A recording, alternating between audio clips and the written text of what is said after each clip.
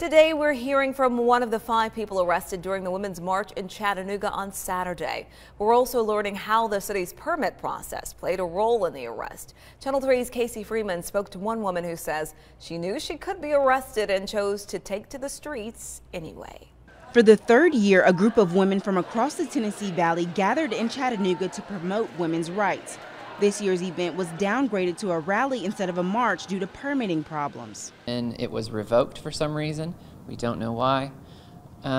So it was a bit of a mess this year. Elena Cobb helped organize the event and says last year the group received a waiver to hold a march in the streets. This year, Cobb says the group attempted to raise the funds needed to cover the costs associated with the permit but fell short. We could not get a permit from the city. The permit was denied.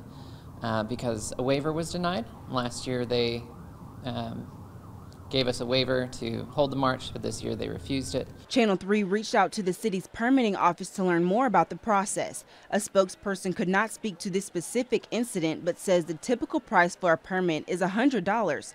In addition to the permit, the city requires march organizers to cover the cost of barricades and security. Organizers say they could not afford the fees. Cobb says after the rally, dozens of people wanted to take to the streets.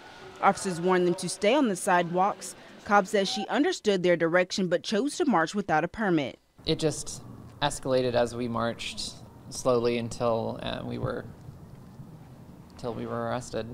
Cobb was one of 5 people arrested for obstructing the roadway.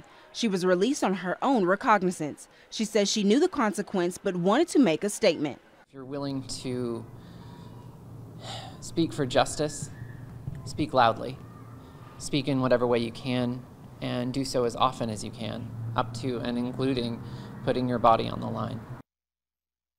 Casey Freeman with that report. It's not clear why the city did not extend a waiver for this year's event. City officials would not comment. Organizers say they hope to start planning earlier next year to avoid problems with permits.